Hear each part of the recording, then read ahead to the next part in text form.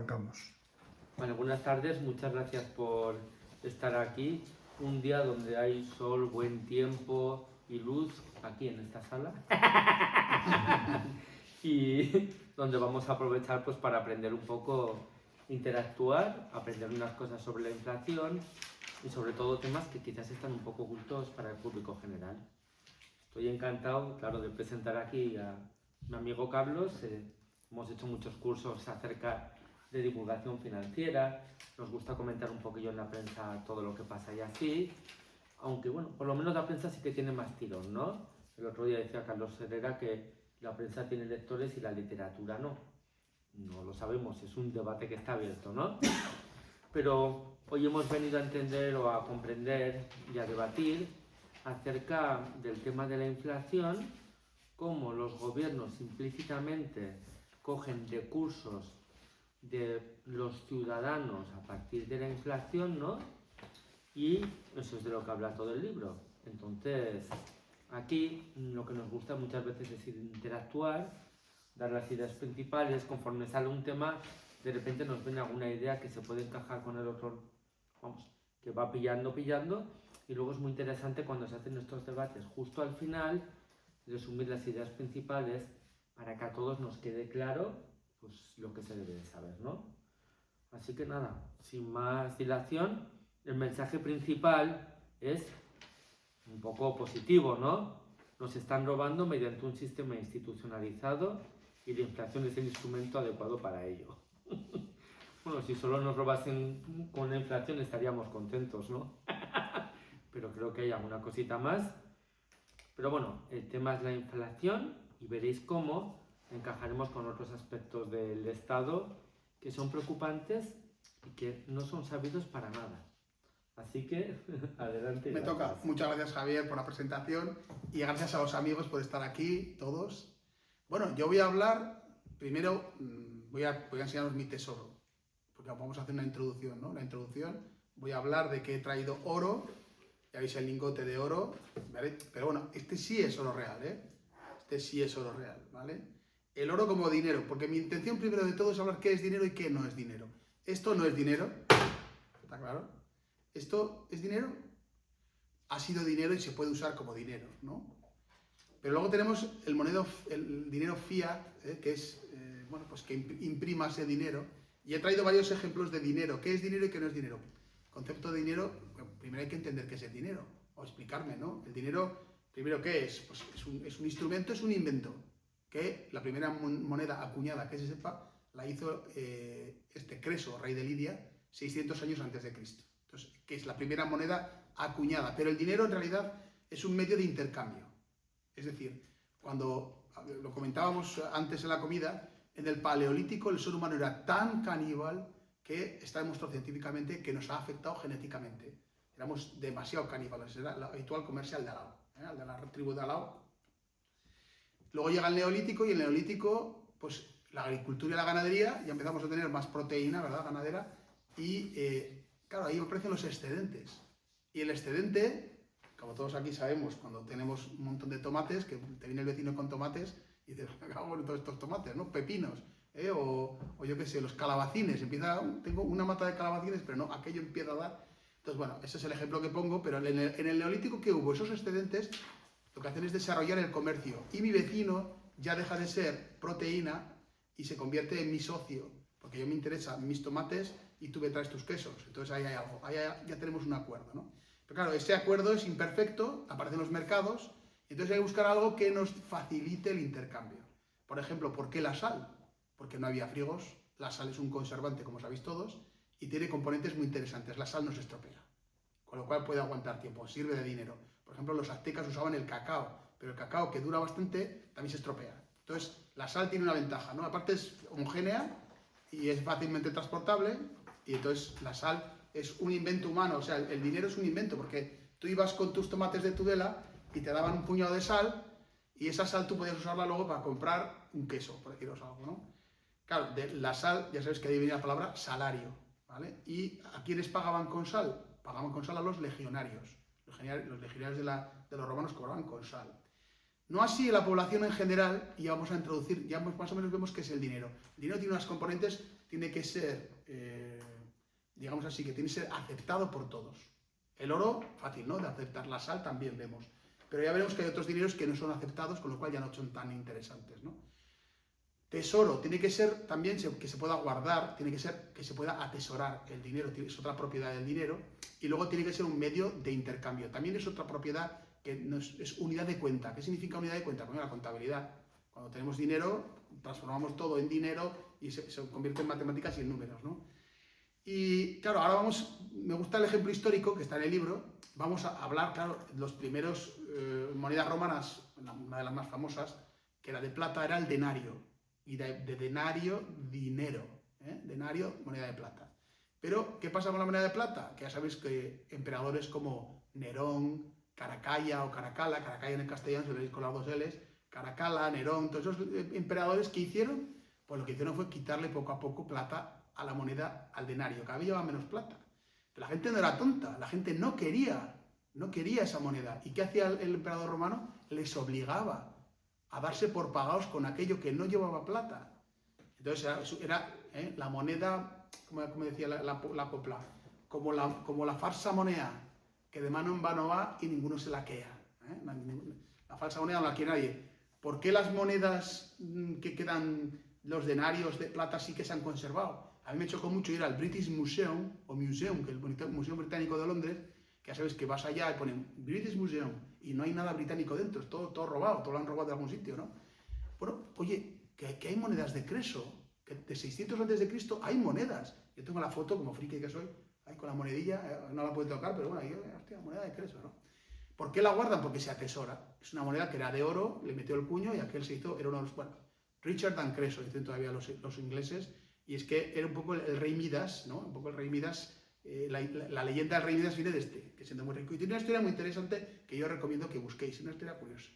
Pero volviendo a eso que era la inflación. Entonces, ¿qué pasaba con esa moneda? Los romanos lo empezaron a hacer, ya los griegos también lo hicieron, pero más conocidos los romanos, ¿verdad? Claro, la inflación, primera definición, es la pérdida de valor de la moneda. Es decir, que la moneda de plata empiezan a meterle otras cosas y el denario llega a tener un 90% que no era plata, o sea que de plata tenía prácticamente el 10%. La moneda tú la veías y estabas así, pero si vais al Museo de Navarra, yo me acuerdo de chaval que nos llevaban de Azágara, la EGB, a ver el Museo de Navarra, y veías las monedas y de repente llegabas a las monedas romanas y eran negras. No sé si alguno os habéis fijado en eso, yo me chocaba y de crío, hostia, estas monedas negras, claro, no llevan plata, no llevan más que metales de baja calidad, ¿no? Vale, bueno. Entonces ahora ya para ir por fases queda claro lo que es el dinero, ¿no? Sí, bueno. Eso es. Pero bueno, ahora vamos a explicar, ahora si me permites, el tema de la inflación. Sí, digo por ir marcando. Que cuando es. hablabas de lo de la confianza y así, me acuerdo que hace poco en Myanmar, bueno, hace 2-3 años, en la antigua Birmania, ya sabéis, que tienen los problemas estos con los rohingyas y todos estos, vamos, pues ya sabéis, ahí están a limpio estacazo, ¿no? Pues hace poco el Banco Central dijo que los billetes de 20 y 50 iban a desaparecer. Entonces nadie los quiere, porque si yo te lo doy a ti, por mucho que te digan que va a estar 3 meses más, pues no, dentro de circulación, y que a una mala, cuando no estén de circulación, puedo ir a un banco, cualquiera, ¿no?, a que me devuelvan o que me den en otras monedas, aun y todo la gente no lo quiere. Yo tengo un billete de 20, me dicen el de 20, ¿no?, que no va a valer dentro de 3 meses y nadie quiere tenerlo. Es decir, así funciona la confianza en el dinero. Eso es, tiene que ser bueno, sí. Vamos a la inflación, eso que además tengo ganas de darle caña con ese tema. Perfecto, pero ya me darás después. Ahora termino yo con la inflación, que es la pérdida de valor de la moneda. Importante. La pérdida de valor de la moneda es la inflación. Es decir, que el denario pierda hasta el 90% de su valor, y claro, por eso se hizo las termas de Caracalla, que os acordáis del concierto de los 3 tenores Mundial de Italia, algunos se acordará, seguro que os acordáis. Pero lo que vamos, que es la pérdida de valor de la moneda, ¿no? Y aquí tengo algunos ejemplos de pérdida de valor de la moneda. Por ejemplo, pues hoy he traído, pues históricamente más reciente, pues tenemos los Deutschmark de la República de Weimar. Y esto los he conseguido porque fui a ver Cabaret en Madrid y soltaron un montón de billetes y donde yo estaba dije, ostras, esto es para mí. Porque bueno, son fotocopia tampoco. Pero bueno, me hizo gracia la República de Weimar. Creo que Zimbabue tiene el récord y tengo aquí estos son 20.000 millones de dólares zimbabuenses, que me lo regaló José Ramón Ganuza, que trabaja antes, es periodista, jubilado. Me dijo, me lo trajo mi hijo y digo, ¿esto te interesa a ti? Y digo, a mí me encanta, para la colección. $20 billion. 20.000 millones de dólares, tú, zimbabuenses. Claro, todos estáis viendo, pero más reciente todavía, pues aquí tengo, todas estas son monedas, billetes de Venezuela, 500.000 bolívares venezolanos, aquí los tenemos en morado y aquí los tenemos en marroncillo, ¿no? Entonces diríamos, otros 500.000, o sea que hay 1 millón, 2, 3, 4 millones y medio de bolívares venezolanos. A ver, fíjate, ahora me ha venido a la cabeza el estilo de lo que dice Carlos. Hoy a la mañana estaba dando una clase y una alumna de Venezuela me ha dicho que la gente no quiere cobrar ya en bolívares. Normal, porque estos bolívares, aquí tengo 1 millón de bolívares venezolanos, llevamos 4, 4,5, 5,5, 6,5, 7,5, 8,5, 9 millones y medio de bolívares venezolanos. Y ahora la pregunta es, ¿qué puedo comprar con esto? Échale ojo, ¿cuánto será en euros esto? 50 céntimos. 50 céntimos, hombre, joder. ¿Quién da más? ¿Quién da menos? Pues, ¿qué es eso? ¿Quién da menos? La verdad es 0. No, porque aún es peor. Sí que perdieron casi todo su valor, lo perdieron, pero de repente dijo el Maduro, pues que ya no van, que ya no funcionan estos billetes. Y ya no valen nada. Y yo ahora lo cuento a vosotros, claro, mi alumno venezolano, pues yo dije, oye, pues que te voy a dar algo que no valen nada es nada. Y le compré una cajica de bombones, y digo, oye, joder, que te agradezco que me hayas dado estos billetes, pues a los frikis pues nos gustan estas cosas, ¿no?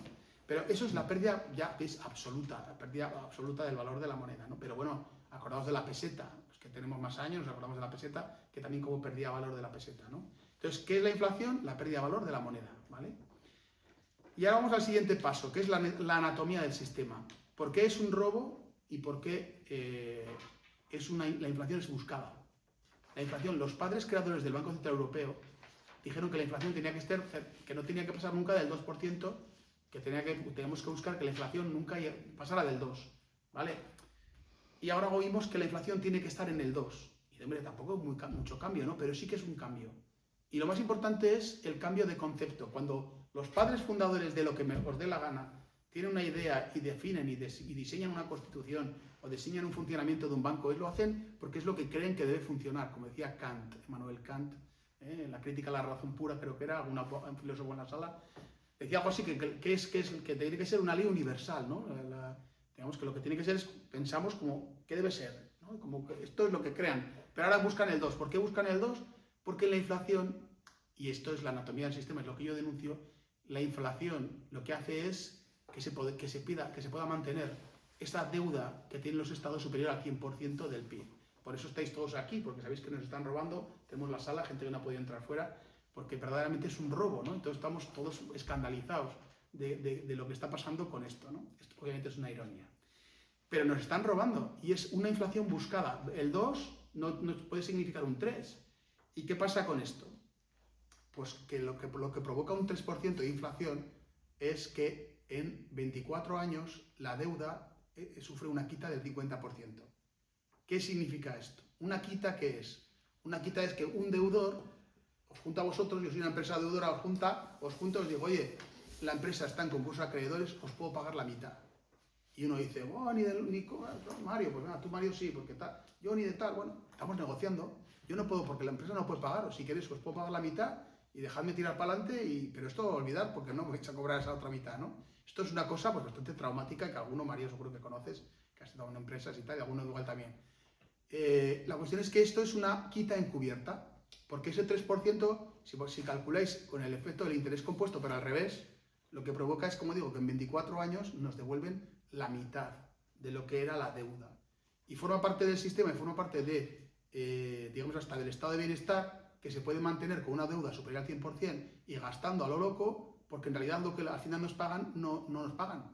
Y esto que yo os digo ahora, lo sabemos los que estamos en la sala y es importante que lo sepamos, y lo saben los que lo hacen, pero la gente en general yo no veo que lo sepan. ¿Y cómo nos afecta esto a nosotros? Pues nos afecta obviamente a todos los ahorradores.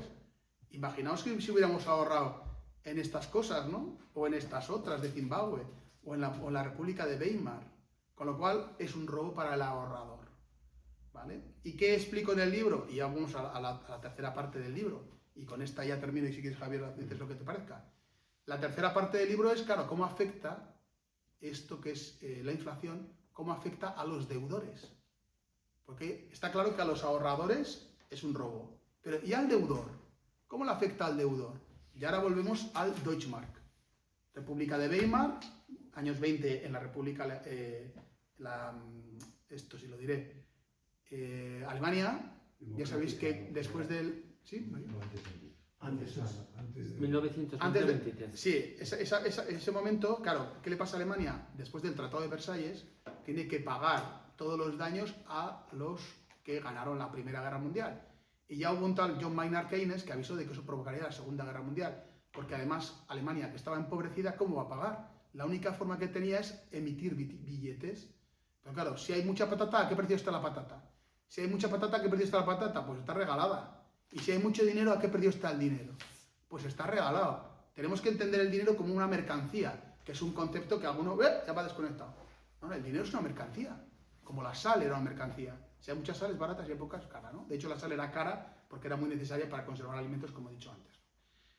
Entonces, ¿qué nos pasa con esto? Claro, ¿cómo afecta al deudor la inflación? Lo que le afecta al deudor en la República de Weimar, por ejemplo, pongo un caso que es Hugo Stines. Hugo Stines, empresario alemán. ¿Qué hizo este Hugo Stines? Compró todas las navieras que pudo en Alemania, y compró empresas, y compró locales y almacenes, y lo compró todo con deuda en el Deutschmark, con una inflación de más de 1.000.000% anual. ¿Esto cómo le afecta a la deuda? Pues era un señor que había comprado pues todo lo que pudo con deuda, y cuando el Deutschmark, es decir, el marco alemán, pierde todo su valor, ¿cuánto vale esa deuda? Nada, lo vemos que no vale nada.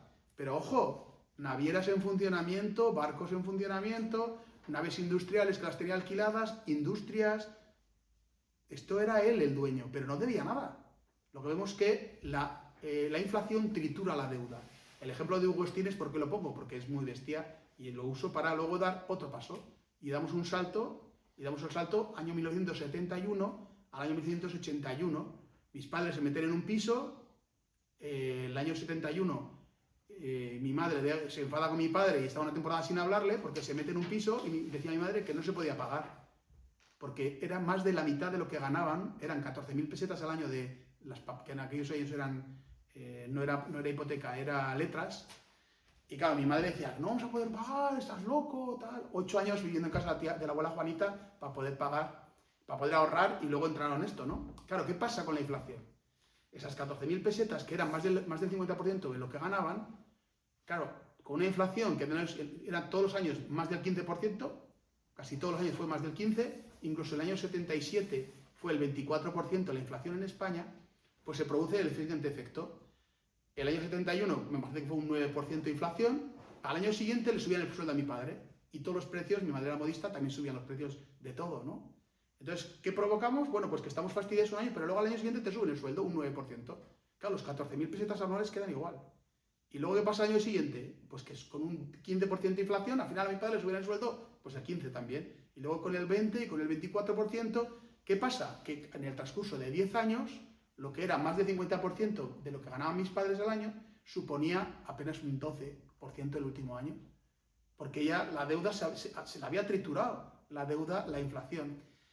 ¿Qué quiero decir esto? Que la inflación tritura la deuda, lo mismo que tritura la deuda de los estados. Claro, yo pongo el ejemplo del año 1971 al año 81 porque me interesa para que veáis una inflación que tritura, una inflación que va al 15%, al 24%. Y ahora con el 3, pues con el 3 es una trituradora que va más lenta, ¿no? La trituradora va lenta, tritura, pero más lenta, ¿no? Y básicamente de esto va el libro, ¿no? También habla un poco al final de la estrategia de los ricos, que esto es un poco ahí moderno, ¿no? Por así decir, que es que los ricos se endeudan. Le pongo el ejemplo de Elon Musk, que tiene pero esto es un poco más lío, ¿eh? Él cobra en opciones sobre acciones de su empresa, de Tesla, y las opciones sobre acciones es un derecho, y ese derecho que hace, se hipoteca con deuda de ese derecho, cobra ese dinero, cobra todos los millones que le da la gana porque tiene mucho valor, porque lógicamente esas opciones sobre acciones tienen valor porque están referenciadas a Tesla, el derivado de las acciones de Tesla. Él coge esa deuda, y con esa deuda, por ejemplo, compra X, que era Twitter antes, y lo compra con deuda. ¿Y qué pasa con Hacienda? Que la Hacienda, la deuda, no te muerde la deuda, porque él considera que como es deuda la tienes que devolver. De tal forma que los ricos, ¿qué hacen? Los ricos lo que hacen es se endeudan y con esa deuda compran otras cosas. a ser posible, claro, esas cosas me dan una rentabilidad que es la que me va a ayudar a pagar la deuda, ¿no? Básicamente con eso termino el libro. Y yo creo que ya está bien. Javier, ¿qué te parece? Pues ya nos vamos aclarando, ¿no? Espero. He dicho muchas cosas, ahora aclaramos lo que queráis, ¿eh? Pero yo quería hacer una foto macro. Eso a mí me gusta ordenar primero el tema de lo que es el dinero, ¿no? Muchas veces cuando a mí como me toca darlo en distintas carreras, en vía academia o directamente aquí en la de Tudelano, alucinas de cómo cada profesor da una definición distinta. Entonces a mí me gusta decir que el dinero es todo lo que cumple las funciones del dinero, ¿no? Que es unidad de cuenta, medio de cambio y depósito de valor, punto. Segundo, la inflación, que ahí estamos de acuerdo, es que es pérdida de valor de la moneda. Otra cosa es las causas de la inflación, de lo que hablaremos ahora. Ese sería el segundo punto. El tercer punto es cómo funciona el sistema en el cual se genera inflación para que así, sobre todo los estados, puedan pagar algo de deuda, ¿no? Y como consecuencia de ello, ¿no? Pues claro, el deudor es el que pierde, perdón, el deudor es el que gana y el ahorrador es el que pierde. De un tiempo a esta parte, cuando ya se habla de inflación, me gusta poner siempre un doble ejemplo, que creo que la otra vez cuando lo comentamos en Pamplona lo presenté, pero son dos ideas olvidadas fundamentales.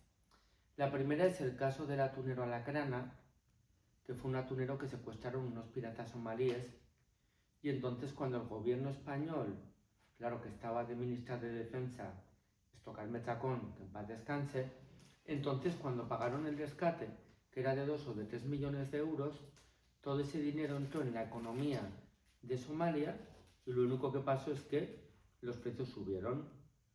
Como siempre comento con el chascarrillo, claro, los piratas gastaron todo el dinero en drogas, prostitutas y alcohol, y el resto lo malgastaron. Entonces los que salieron ganados fueron ellos, que les salió todo en términos relativos mucho más baratos.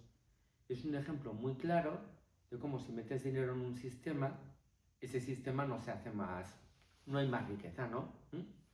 Y nosotros también amparados con esto, porque lo bueno que tienen estos debates, bueno, claro, no podemos decir otra cosa, ¿no? Es que hay veces que hay libros que te hacen una presentación y ya vale, ¿no? Ya no merece la pena, ya tengo las ideas. Pero otras veces, como es el caso, ¿no? Tiene un montón de historias, un montón de ejemplos que sirven para asentar los conceptos de verdad, porque solo con dos ideas no te vas a quedar con ello. Entonces, lo primero, el ejemplo de la alacrana ilustra como si meto dinero en el sistema, los que se aprovechan de ello son los que gastan primero, ¿no? Los que vienen después, ¿no? Y en el sistema mundial, que además me acuerdo que lo hablé con unos en Madrid, en uno de estos congresos que hacemos de economía de la conducta, de la misma forma que estos piratas se gastaron el dinero en drogas, prostitutas y alcohol, ahora la entrada del dinero en el sistema, más que entrar de manera directa en los precios, ¿no? Han entrado en la bolsa. Entonces los grandes fondos de inversión, claro, han podido coger dinero a un tipo de interés muy bajo, y si yo cojo dinero a un tipo de interés, por ejemplo, del 1 o del 2%, y la bolsa sube un 10%, gano la diferencia. Y cogen posiciones muy buenas y tienen ahora una fuerza enorme en el mercado. Recordad que en la crisis del 29 era famosa la regla del 363. No sé si la conocéis.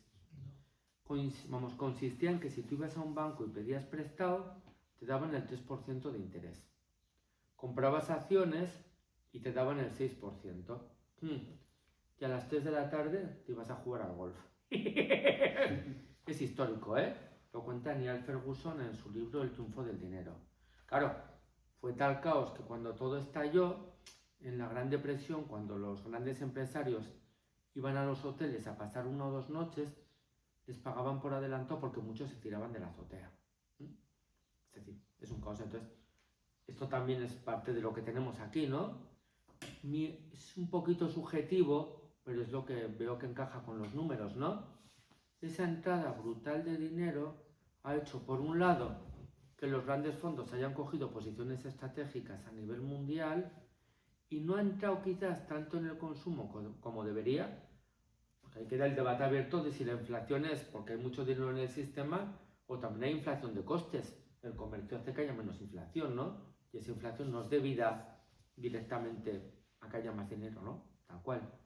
Entonces, claro, a partir de ahí tenéis unos que son los grandes fondos que ganan mucho y esa entrada quizás no ha afectado tanto en la economía global porque ha bajado la velocidad del dinero. ¿Sabéis lo que es la velocidad del dinero? Cuando se Pero habla bueno, de... eso mejor que pregunten ellos. Yo creo que ya Sí, es hora de sí. que pregunten y que critiquen. Venga, va.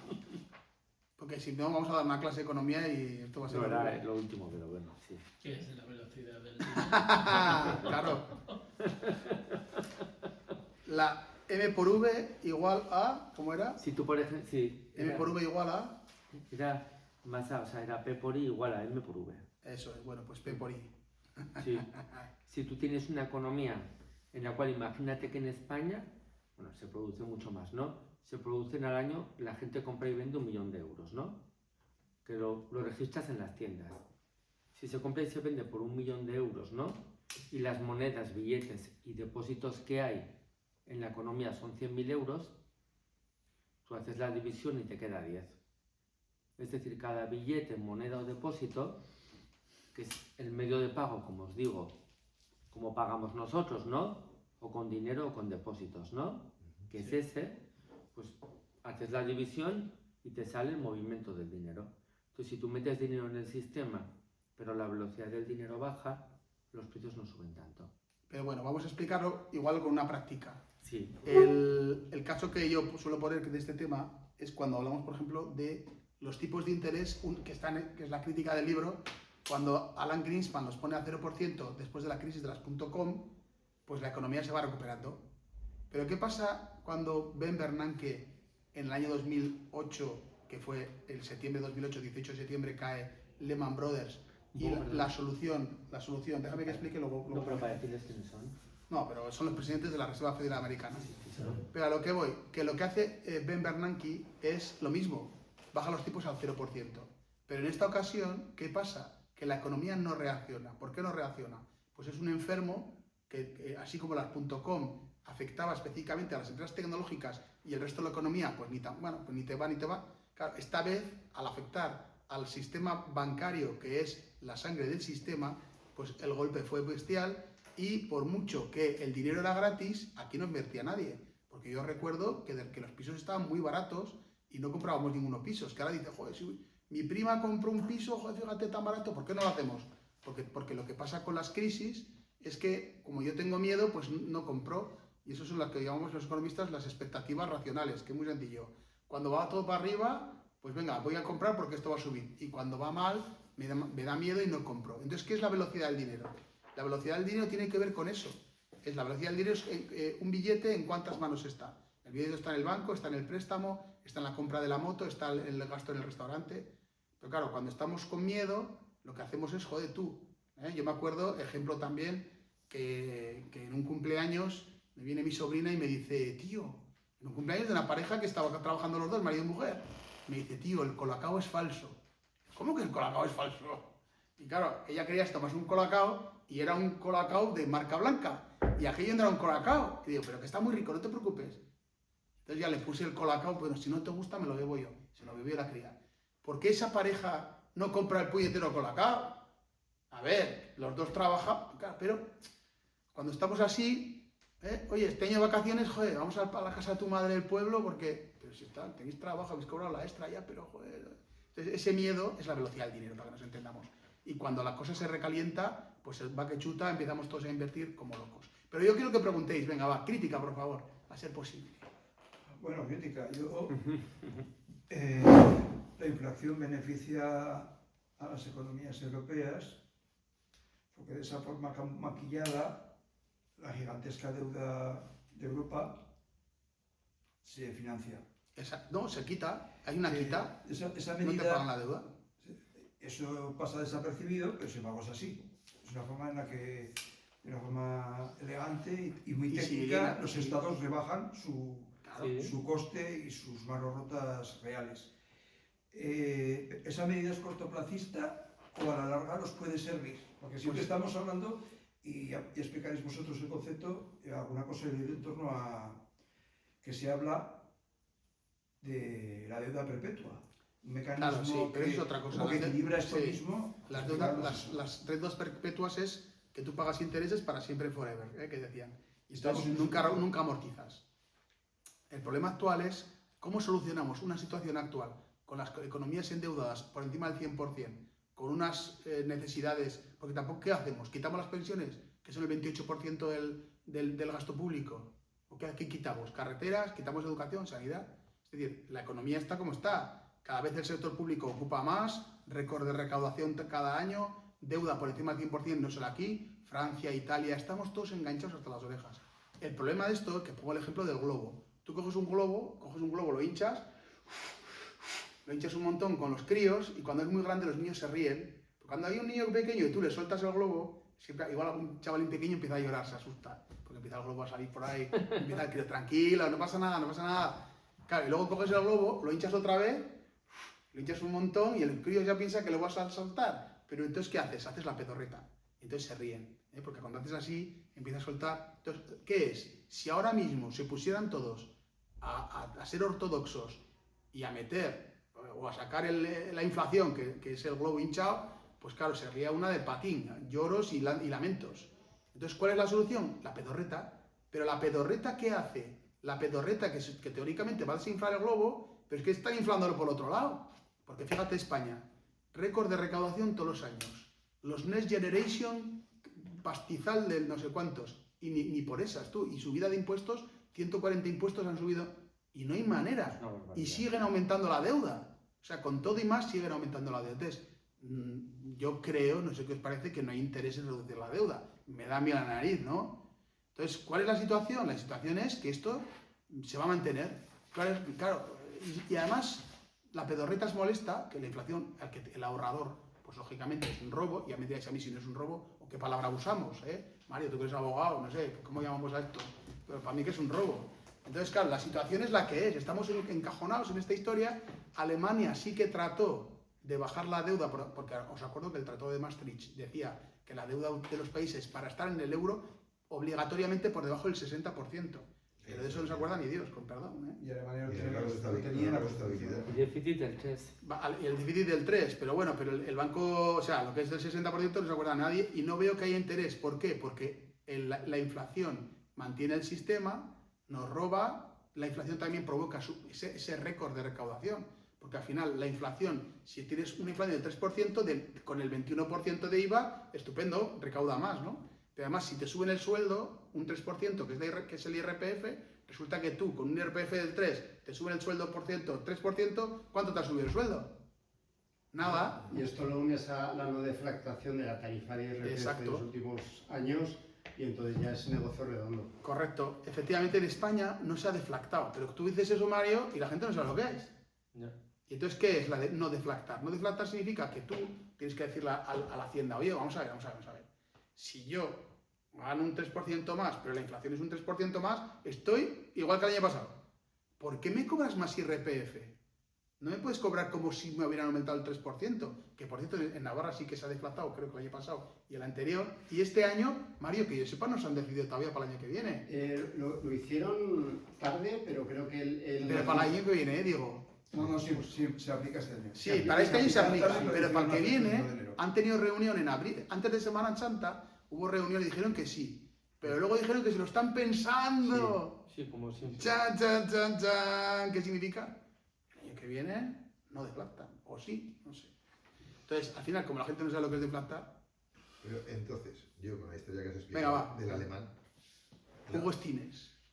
Como vamos a tener inflación, porque nuestros gobernantes es una forma de recaudar más impuestos, o es un impuesto encubierto, un robo, o como lo queramos llamar, en definitiva, detraen recursos de la sociedad para el gobierno. Pues nos conviene a todos estar endeudados, como el alemán. Efectivamente, en activo real. ¿Qué es activo real? Un activo real es algo que me da una rentabilidad superior a mi inversión. A eso iba. Porque por un lado tenemos esa pérdida de la deuda, de valor de la deuda, es decir, cada año que pasa yo tengo menos dinero. Eso es. Sin hacer nada. Correcto. Pero cada año tengo que pagar mi interés. Exacto, con pago los intereses ya está. Pero ese interés que estoy pagando, probablemente realmente puede que sea superior, el banco que no es tonto va a intentar que sea superior a la pérdida del valor del dinero, porque si no el que pierde, el que está perdiendo el dinero que yo gano. Muy buena, muy bien dicho. Pero ahí Pero entra. por algo es una mercancía, ¿eh? Sí, pero no, porque ahí metemos un concepto que es el préstamo francés. ¿El sistema francés cuál es? Ese amigo que se divorcia, que lleva 10 años casado, joder, me va a divorciar, cago en la leche, qué plan, cacho. Entonces va al banco, oye, que me quedo yo el piso. Y además conocéis a ese amigo, lo tenéis todos ese amigo.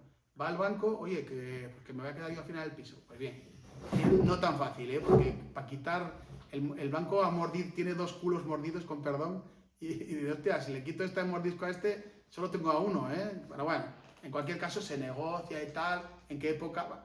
Y tú vas, oye, ¿cuánto debo? Cachilama, pues si debo prácticamente lo mismo. ¿Qué ha pasado? Claro, con una hipoteca en 30 años, casi con uno más.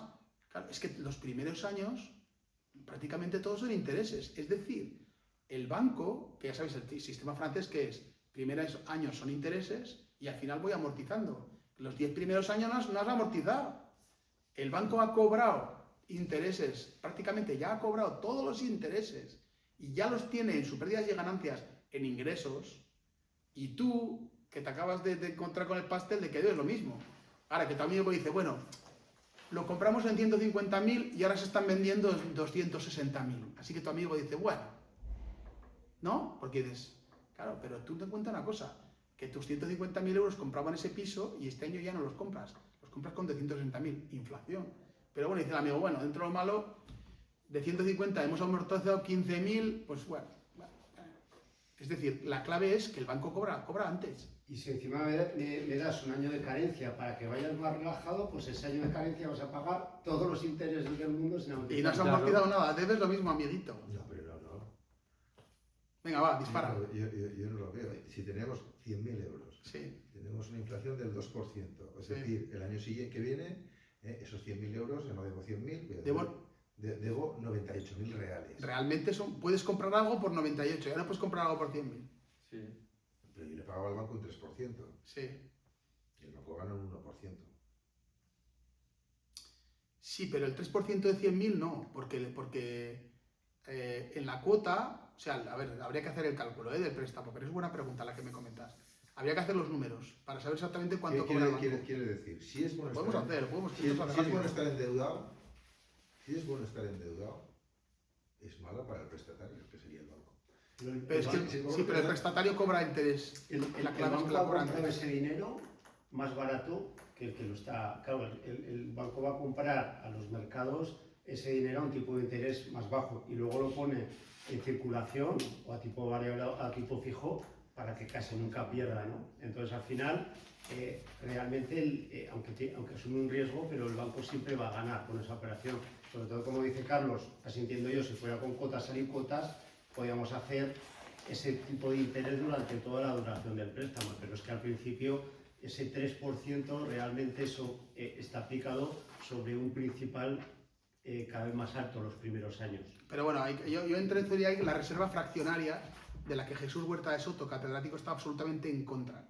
La reserva fraccionaria, ¿qué es? Que cuando tú vas al banco con 1.000 euros, tú metes 1.000 euros, el banco presta 9.000 con tus 1.000 euros. Multiplica por 9. Y esto la gente no lo sabe. Es como si yo voy al parking de ahí abajo, dejo el coche a la mañana a las 8. ¿Qué tal, Carlos? Sí, nada, pues voy a trabajar. Y vas al banco a trabajar de 8 a 3 y tú vas a las 8, dejas el coche. Y a las 3 vuelves a coger y está tu coche allá. Y el tío del parking, de 8 a 3, ¿qué ha hecho? Se lo ha alquilado a todo el que ha querido. De hecho, se lo ha alquilado a 9 tíos, tu coche. Y tú a las 3 coges el coche, cachilama, oye, yo te estoy pagando para que tú me tengas el coche aquí, ¿qué es eso? No, pero como trabajas en el banco de 8 a 3, es decir, eso es la reserva fraccionaria. Y según el profesor Huerta de Soto, es ilegal, pero al oro. Porque claro, tú imagínate, te cobra el banco, ¿cuánto me has dicho? El 3%. Imagínate que el banco te cobra el 3% de una hipoteca, que es una cosa, ahora ya no están ahora más caras, pero ha habido 3 y incluso menos. Sí. Claro, pero es que es 3 por 9, que se lo hacen 9 tíos con tus 1.000 euros. Tú que tienes tú eres ahorrador, cuando digo 1.000 y 100.000. Si quieres hacemos con 100.000, ¿no?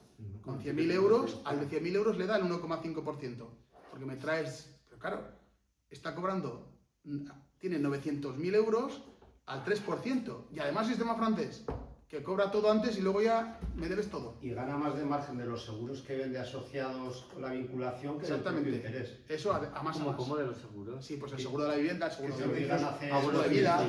vincularte más para mejorarte los... Es decir, que lo que tendríamos que hacer nosotros ahora es constituir un banco los que estamos aquí. Ponemos algo de lo que tengamos y lo hacemos. Una curiosidad. Cuando trabajé en la banca, un compañero me decía, ¿tú sabes cuál es el oficio más antiguo del mundo, verdad? Sí. Pues sí. Me dice, ¿sabes cuál es el segundo? El banco. El segundo más antiguo del mundo, prestar dinero. Prestar dinero. Cuentan que al principio la gente no eran tan prestamistas, que los que tenían oro, pues cuentan que claro, el oro te lo roban. Entonces, ¿qué hacían? Iban y lo guardaban pues en el señor feudal, claro, el castillo, para que esté... Pero que se dieron cuenta de que la gente dejaba ya el oro, pero luego no venía por él, porque eran los ahorros o lo que fuera, ¿no? Estamos hablando de protobancos. Y entonces, claro, tenía ese dinero ahí y dijeron, oye, esto hay que aprovecharlo. Y entonces empezaron a prestar, ¿no? Y era la usura famosa, que estaba pecado, o sea, era pecado en la religión cristiana, hasta que nuestro paisano Martín de Azpilcueta, primo de San Francisco Javier, este hombre era de la Ulzama, Martín de Azpilcueta, doctor Navarruz, dijo, no, el préstamo le hace falta al empresario, porque cuando va a China a comprar la seda, le hace falta el oro para ir a China y comprar la seda y luego viene con la seda y saca la rentabilidad. Le hace falta oro para ir a China y además tendrá que buscar a alguien. ¿No? Entonces Martín de Azpilcueta dijo, no hombre, esto no es pecado. ¿Por qué era pecado? Porque decían los antiguos doctores de la Iglesia que era comerciar con el tiempo, porque en contabilidad y en finanzas lo importante es el tiempo. Yo, por ejemplo, le compro, no sé, pues el reloj, tú y tu reloj, te doy 90.000 euros, por ejemplo, por ese reloj tuyo. ¿Me lo venderías o no? Si me lo pagas dentro de 100 años, no. Esa es la clave. Porque yo te voy a decir, mira, yo en mi testamento, cuando yo me muera, pondré a los herederos que te paguen 90.000. Entonces dices, hostia, pues como no me lo va, ¿cuándo va a morir este tío? Es decir, que es importante el tiempo, ¿no? De todas maneras, para mí la pregunta es, vale, el sistema está pensado para que, de alguna manera, haya un impuesto encubierto que es la inflación. Exacto, es un impuesto encubierto, efectivamente. Pero ¿existe la posibilidad de que no haya inflación en nuestro sistema económico? Eso iba a preguntarlo yo de otra manera. Entonces, ¿qué inflación es la buena? Pues mira, el 0% es difícil llegar. ¿Cuál es el truco del almendruco? Que dicen, como un 0% no se puede y tenemos miedo a la deflación, la deflación sería que... Pero con razón. Bueno, obviamente no es buena la deflación. ¿Qué es la deflación y qué es la inflación subyacente? Bueno, primero... Y la estanflación. La estanflación. Bueno, pues vamos por partes, que decía ya que el destripador. Primero vamos a explicar esto. Como el 0% es difícil de darle, los padres creadores del Banco Central Europeo dijeron, menos del 2. Y dicen, bueno, si es el 0,5 el 1, pues bien, pero no el 0. ¿Por qué? Y ahora vamos a la deflación. Lo voy a poner con un ejemplo histórico. La deflación es la crisis estadounidense de los años 30 después de la Gran Depresión. Los años 30 en Estados Unidos los niños morían de hambre en estados, por ejemplo, como Oklahoma. Los niños morían de hambre, ¿vale? ¿Y por qué? Porque la deflación, ¿qué provoca? Pues vamos a ponerlo, pues lo que provoca la deflación es que no compro porque baja el precio. Imaginemos que queremos comprar y baja el precio, entonces ¿qué hago? Voy a esperar, porque este dinero, oye, igual me compro un piso más grande, ¿no? Si fuera vivienda, ¿no? Si fuera vivienda, entonces ¿qué provoca? Yo no compro, tú no compras. Él no compra, nosotros no compramos, claro, no compra nadie, se cae la economía. Esa fue la crisis de los años 30 en Estados Unidos. Pero hemos hablado hoy de la hiperinflación, de la inflación alemana. ¿Por qué el Banco Central Europeo lo controla Alemania y tiene tanto miedo a la inflación? Cosa que no tanta en Estados Unidos. Porque aquí la crisis fue la hiperinflación. Y aquí yo tengo un amigo Helmut que le preguntó, ¿tú eso qué te decían en casa? Uy, mi abuelo me contaba. Lo de la hiperinflación me lo contaba mi abuelo. ¿Y qué te contaba el abuelo? Y dice, pues claro, que salían de trabajar y cobraban y se lo gastaban. Porque claro, para el día siguiente no valía tanto. De hecho, ¿de dónde vienen los cabarets en esa época? La película Cabaret y lo que os he contado, que por cierto está muy bien. El musical lo recomiendo en Madrid, que está muy divertido. Pero la cuestión es, claro, ¿qué hace eso? Que la gente se lo funde la pasta. Y luego hay otra cosa, se rompen las familias. Porque con la inflación, el pater familias no trae chauchas suficientes. Porque claro, no, es un horror. Entonces, la mujer empieza a trabajar, ¿por qué? Porque no da. Y cuando la mujer empieza a trabajar, pues hay algunas que, por lógica, que no le aguantan la petardo entonces se rompen las familias, es una crisis bestial. De hecho, Hitler tenía impresas libras esterlinas porque tenían un plan de bombardear Londres con libras esterlinas, porque sabían el daño que puede hacer la hiperinflación. Entonces hemos explicado qué es la deflación y es la crisis americana, y claro, los americanos, siglo XIX, la guerra de secesión, el continental, que es la moneda que tenían entonces, ¿qué pasa? Se endeudaron y ganaron la guerra y hicieron 4 bancarrotas en el siglo XIX, pero tiraron para adelante porque al final ganaron la guerra. Entonces la inflación les dio ganar, ¿no? Claro, la parte que pierde la guerra, pues la moneda no vale nada. Mi abuela tenía billetes de la República que encontraron mis tías cuando falleció mi abuela, los tenía guardados por allá. Pero ¿qué billetes? Por cierto, los tiraron, casi la mar. Pues no valían para nada, pero ya podían haber guardado. ¿Y cómo eran esos? ¿En reales o qué eran? Eran billetes de la República. Sí que tenían alguna moneda de plata que luego heredó mi padre, ahora las tiene mi hermana, las monedas esas, que no sé dónde estarán, pero bueno, por su casa estarán. Entonces, deflación e inflación. Estanflación. ¿Qué es la estanflación? Es el estancamiento e inflación. Años 70. ¿Qué pasa en los años 70? Que viene estancamiento económico, la crisis del petróleo famosa, que en España tuvimos la suerte que el rey Juan Carlos utilizó sus contactos en Oriente Medio para que nos trajeran el petróleo y tal. Claro, pero Franco supuestamente, esto no lo sé, pero presuntamente le dejaba cobrar una comisión por esto y presuntamente parece que lo siguió cobrando algún año más, no lo sé.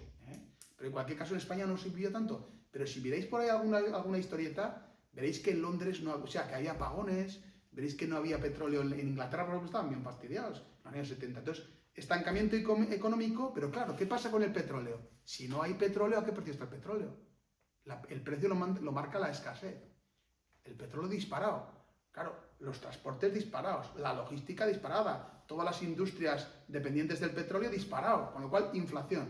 Entonces sucedió que ya no funcionaban las recetas keynesianas. ¿Cuáles son las recetas keynesianas? Si la economía va mal, el Estado gasta y tira para adelante, ¿no? Claro, ya no funcionaba, porque si el Estado gasta, con mucha inflación, ¿qué pasa? Más inflación todavía.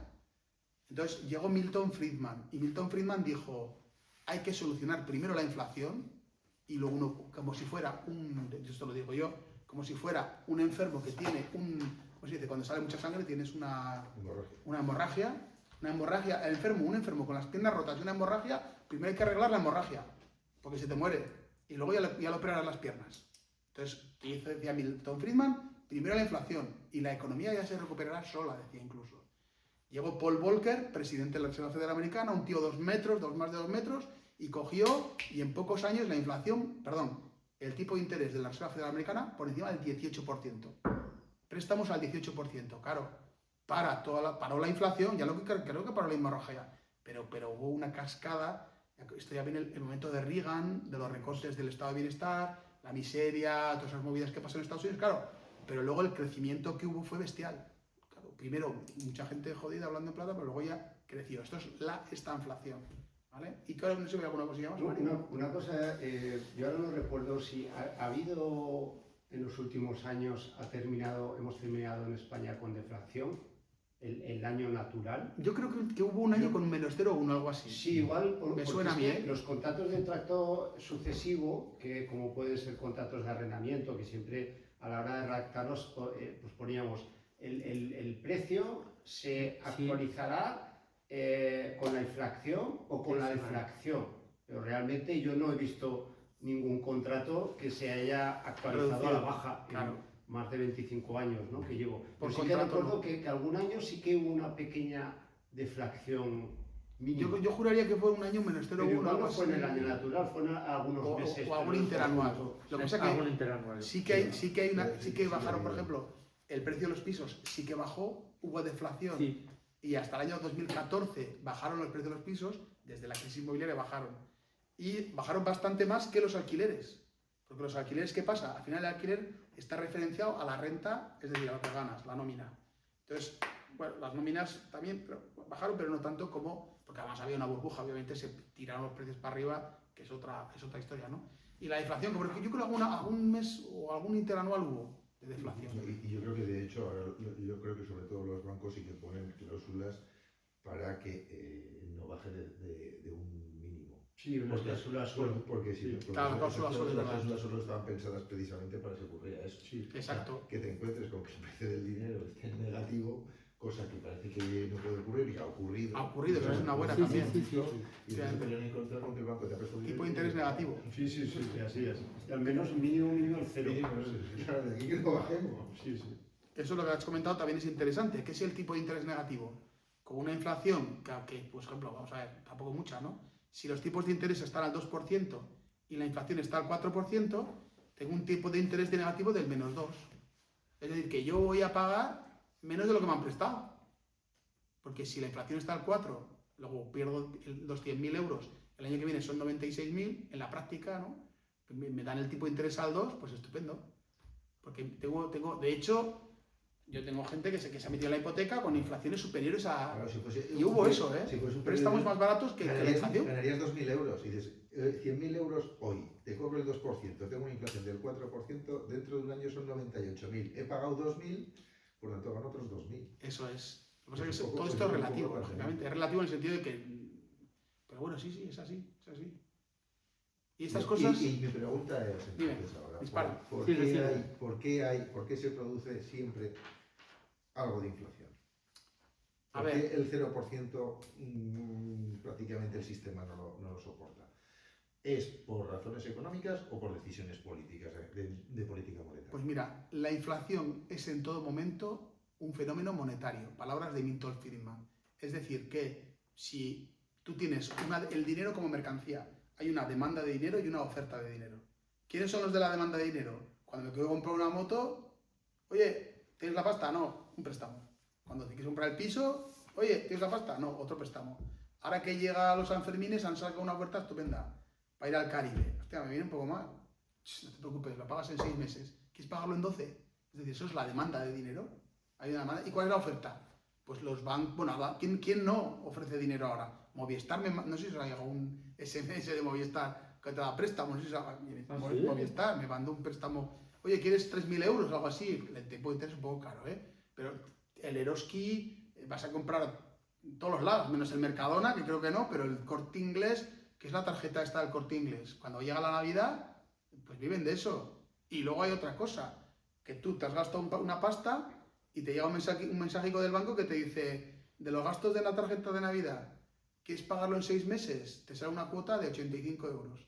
¿Quieres pagarlo en 12 meses? Te sale una cuota de 47 euros. ¡Ping! Venga, 47 euros al mes. Y acabas de meterte, la gente no está viendo que está pagando el 9% de interés. Incluso es a interés cero, sin interés, pero tienes una comisión de apertura del 9%. Claro, Entonces un TAE de... te la clava. Que se aprovechan de que cada vez sobrevaloramos más el corto plazo. Entonces, Te da igual pagar una hipoteca a 30 años que a 40 años en términos mentales, porque le ves muy lejos, pero luego la realidad cambia mucho. en el mercado, los equilibrios que hemos estado en economía, tenemos demasiados equilibrios. Economía neoclásica, estamos todo el día dibujando gráficas. El equilibrio, iba a decir, no existe, son los padres. El equilibrio dinámico es el que existe. Ejemplo, tú por ejemplo ahora ponemos aquí en el proyector un caballo volando. Y, hostia, los caballos no vuelan tú. Una foto, hay una foto. ¿Qué le pasa al caballo? Dale al play, le das al play y se ve que está al galope. Y cuando está el caballo al galope, hay un momento que están los 4 patos volando. Pero claro, es que el equilibrio es dinámico.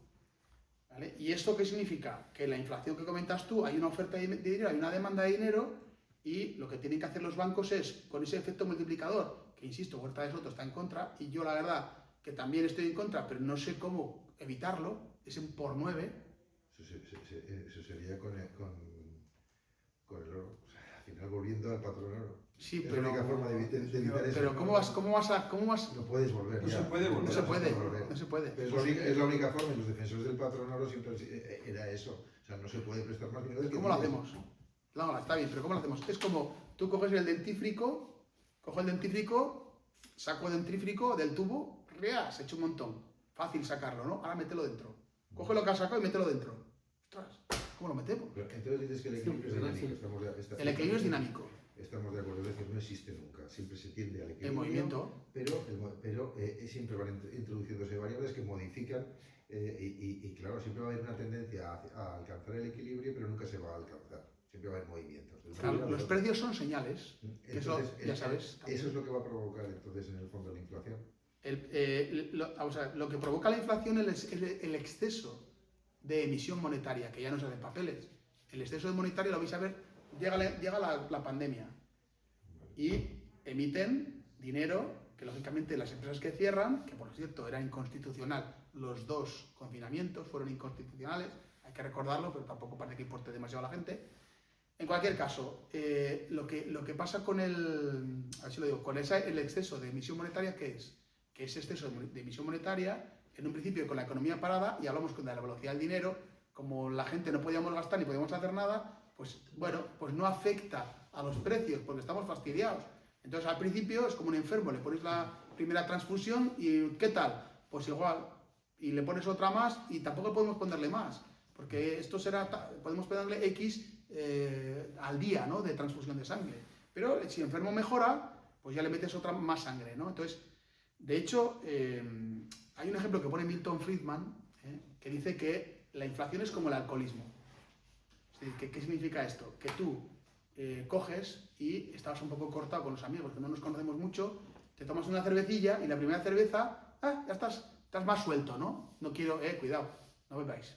Pero dicho esto, estás más suelto y cuentas un chiste, todo el mundo se ríe porque también se ha echado una cerveza, ¿qué es decir? Que un poquito de inflación y un poquito de cerveza, pues nos suelta la gracia que tenemos internamente, ¿no? Nos relajamos, tal. Pero claro, ¿qué pasa cuando tiki tiki taca taca? Pues todos conocemos el pobre alcohólico o esta mujer alcohólica, lo que sea, ¿no? Al final, menos pastel. La inflación es lo mismo. Es decir, al principio, pues te puede dar un poquito de alegría porque la inflación hace que, oye, pues que nos animemos a comprar porque están subiendo los precios y tal. Pero claro, el exceso de emisión monetaria provoca, cuando la economía se alegra, año 20, año 21, nosotros hicimos el lunes de octubre, creo que el año 21. ¿Fue el primero?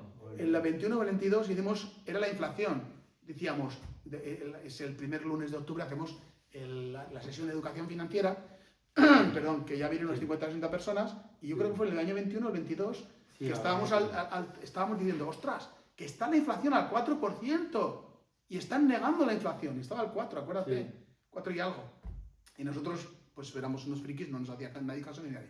Pero claro, a los meses siguientes la inflación llegó al 5 interanual, 6 interanual, ¿os acordáis que llegó al 7? Y al 8 y al 9, y que tuvimos un interanual superior al 10%. Qué bien lo maquillaron. ¿Y qué decía la Christine Lagarde? Eso se sabía desde el momento. El maquillaje fue perfecto y pasó pero ¿quién no sabía que no se iba a producir inflación después de la pandemia? A ver, Es que el que no lo sabía es porque no quería saber. nosotros al 4% que dejen de emitir. Porque cuando vimos cómo se emitían los ICO en Claro. la pandemia para salvar a todo el sistema, Correcto. sabíamos que en 2 años lo que iba a provocar era inflación, seguro. O sea, Tú lo sabías, lo sabía mucha gente, lo sabían ellos, No pero lo claro, sabía tanta gente. el problema está que, ¿qué pasa cuando está por encima del 10%? Que entonces los alemanes dicen, hasta aquí.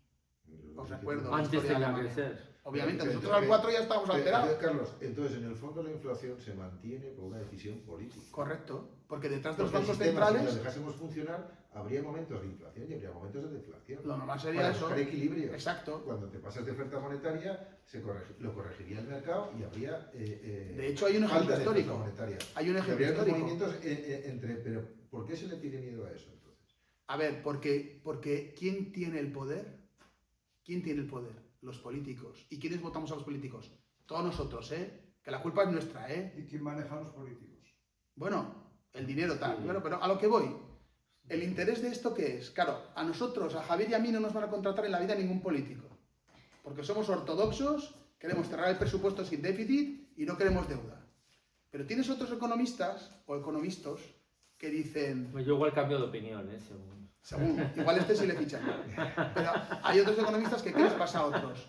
Que dicen que los estados pueden gastar lo que les dé la gana, que se llama la teoría monetaria moderna. Y eso también está en el libro. Entonces, ¿a quién va a fichar un político? Si yo te digo, gasta todo lo que quieras, que no pasa nada. La inflación te va a comer la quita. Tú gasta todo lo que te dé la gana. ¿A quién vas a fichar? A mí no. A este igual sí, pero a mí no. A mí no vas a fichar. Porque claro, tú quieres ganar las elecciones. El puente, hacemos el puente, hace el puente. Venga, 6 carriles. Y buena foto allá con el puente. Ese brindis al sol Si es hicieran muy puentes. peligroso, ¿no? ¿Cómo? Ese brindis al sol es muy peligroso. Es la situación actual, con deuda por encima del 100%, con déficit del Estado, recaudación a tope que nos ahoga, la actividad económica está ahogada. Claro. Porque esto que provoca que, tío, yo tengo hasta compañeros funcionarios en la universidad, que yo no soy autónomo, pero tengo compañeros funcionarios que dicen, joder, el año pasado di unos cursos que me llamaron de no sé dónde y este año solo ha quedado Hacienda, yo no lo voy a hacer, ¿quieres hacerlo tú? Me dicen a mí, digo, pues yo sí, que soy autónomo y tengo que facturar. Y si me da Hacienda, pues bueno, por lo menos tengo un tiempo para cobrar. Es decir, que lo que provoca es desincentivo. Al final, Es decir, esto es al final una espiral, ¿no? Muy peligroso. Claro. Pero esta espiral llega un momento en que no puede seguir subiendo. O sea, no, Bueno, subir ahí no, no- pero se mantiene, es la pedorreta del globo que decíamos antes. Hace la pedorreta al globo y de primero se hace gracia a los críos, luego los críos se van, porque es una chorrada. Pero si ya Bueno, ahí es un vamos a punto de no esto que retorno sí, ya. Pero si no hay ahorrador que sople e infle el globo, Vamos a ordenar un poco. Claro, si no hay ahorro no hay inversión. Pensar que ahora esto, que nos lleva un poquillo a lo que comentas también en el libro de Jackson Hole. Claro, si solo hubiese inflación en la Unión Europea, Eso te iba a decir. la moneda se Exacto. devaluaría directamente. Provoca Porque guerra de divisas. El mercado que se considera más líquido del mundo es el mercado Forex, que es el mercado Forex De las divisas. de las divisas. El tipo Todas de cambio, se cotizan todas. claro, depende sobre todo de los tipos de interés, de la inflación y de las expectativas acerca de cómo va a ir un país o una zona monetaria.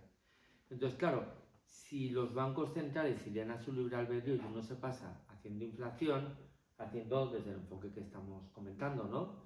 Entonces, claro, su moneda se devaluaría directamente.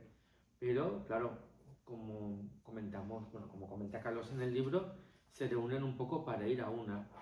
Eso, mi intuición, y ahora aquí ya hablo en Que no las he primera explicado, persona, la gente no lo sabe. Jackson Hole, estado de Wisconsin, agosto, se reúnen todos los bancos centrales más importantes del mundo para decidir cuánto van a imprimir. Porque la clave está, esto es como si un ascensor, tenemos que ir todos a la misma velocidad. claro, Si el euro se devalúa respecto al dólar un montón, ya estamos liando la economía. Porque estamos abaratando esto respecto a lo otro, Y el así que banco tiene que mover ese toda la sería, vez. ese sería el equilibrio natural que haría regular cada país. Pero no lo dejan. no lo Se dejan, juntan en claro. agosto en un complejo de lujo, los ricos. los chinos también, con el yuan. Los ricos, no, yo creo que no van. Pero sí, a ver, los chinos, ¿quién manda en la cotización del yuan? Que supuestamente tiene una depreciación del 30%. Dicen esto los economistas, que está Sí. rebajado un 30%. O sea, que debería ser un 30% más. ¿Por qué no se evalúa? No sé por qué. Porque ellos deciden el tipo de cambio. Porque dicen que el yuan va a ser la moneda que sustituye al dólar. No va a serlo nunca. ¿Por qué? Porque no me fío de esos. Lo mismo dicen esto que agarra que son. Claro. ¿Qué tienes el dólar? Lo que decía Javier en el Forex. Es decir, es un mercado libre. Yo compro dólares y vendo, compro porque quiero y me da la gana. Compro, vendo. ¿Quién es el que manda ahí? El mercado. Habrá quien intente controlar, pero es imposible. Hay tantas transacciones y tanta movida. El yuan no. Esto es el Banco Comunista Chino y dice, vale 7. No te Y fías. mañana dice, vale 3. La Ostras. confianza. Claro, yo no me voy a meter ese dinero. Fijaos que Pero sin nuestros- embargo sí. compran la deuda por todo el mundo. Compran deuda a Estados Unidos y del mundo, ¿por qué? Porque tienen que comprar, porque ellos son la fábrica del mundo. Entonces tienen que compensar la balanza de pagos. Ellos tienen que tener deuda estadounidense, que también están vendiéndola, los chinos y los japoneses. Pero pues, tenemos un ejemplo del Banco Central de Inglaterra, del siglo XIX y parte del XX, que fueron 150 años de prosperidad. El Banco Central de Inglaterra decidía cuánto se emitía y trataban de mantener controlada la inflación en base al patrón oro y tal, y ponían la cara del rey o de la reina. Es decir, que el billete, lo que era imprimirlo, lo imprimía el rey o la reina de Inglaterra. Le ponían la cara del rey o la reina, pero el que decidía el Banco Central de Inglaterra durante 150 años. Ahí tenemos un ejemplo que hubo una ortodoxia y que dicen algunos que tiene parte del éxito del imperio inglés fue ese, Sí. la estabilidad de las monedas. Hablando de los ingleses, tuvieron de gobernador del Banco Central al primer ministro de Canadá. ¿Así? Sí, sí, Curioso. sí. ¿Quién lo diría, eh? Un par de cosas quería un poco en Muy bien. relación con esto. El objetivo en principio de déficit ideal de inflación estaríamos hablando de un 2%. Menos del 2 según el Banco Central Europeo. Menos del 2, pero un poco a la hora de establecer políticas de alza o reducción de tipo de interés, se basa en eso, en torno al 2%. ¿Por qué el 2% y no el 3% y no el 1%? Porque yo lo mando. No, porque a ver, el 0%, darle en el 0, supuestamente darle en el 0, es el miedo de la deflación. Oye, igual tal. Entonces, a ver, el problema está que no podemos hacer que sea sin pasar del 2. Eso es lo que eran los padres creadores, pero ahora dicen, no, que sea el 2. Pero cuando es el 3, no hacen nada. Y cuando estaban en el 4, no hacían nada. Entonces, de hecho, ya lo hemos comentado antes, ¿no? Entonces, en la práctica que provoca conseguir el 2, que si es el 3 no pasa nada. Pero claro, la fórmula del 72 que lo explico aquí. La fórmula del 72, que es 72 partido por 3, te da 24. Y es que en 24 años se hace una quita de la mitad de la deuda del país. La quita, ¿no? Claro, 72 partido por 4, 18. Si estamos en el 4% de inflación, la velocidad de la trituradora es 18 años. Esto me estoy explicando fatal. Pero, ¿no? Sí, sí. Me estoy explicando. Y claro, 72 partido por un 2%, hombre, 72 partido por 1 sería 72 años, ¿no? 72 sería 36 años. Al 2%, 36 años hace la mitad. Da igual, 36 años, bueno, tampoco es tanto, ¿no? Al 1%, 72 años.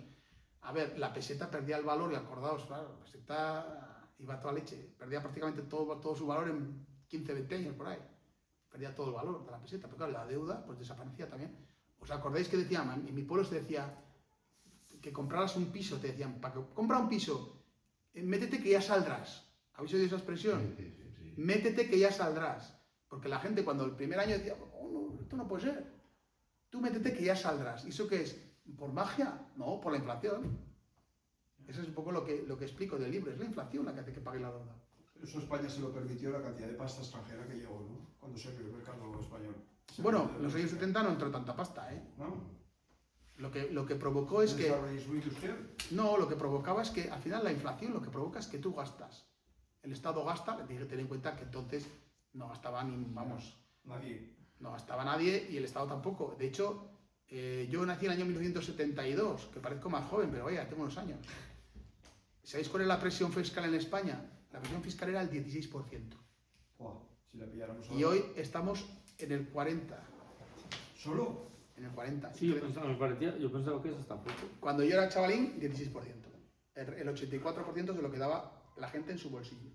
Lo que pasa es que ahora nos quedamos con el 60% de nuestro bolsillo entre empresas y particulares, que a los particulares nos quitan más que a las empresas, ¿eh? Yo discrepo del 40% de... Yo creo que de es más del 50. Porque luego Yo creo que es el también... 51. En particulares porque sí, pero la lo- mezcla con la ya. empresa... Sí, Carlos, y pero los luego impuestos también- indirectos... No, luego también hay que El IVA, tener en sí. cuenta Sí, cuando pero entonces- compras, porque luego si ese 60%, si te has quedado con eso, pero luego compras, vuelves a gastar el IVA, ¿no? Sí, tú, Eso Mario no, Mario pues, dices, seguridad social, ¿No? 32%, ¿no? No, Seguridad social, creo que 32%. es 50. Si introduces la seguridad social, sacamos el 50. Claro, pero el Si introduces la seguridad social 32%... como impuesto.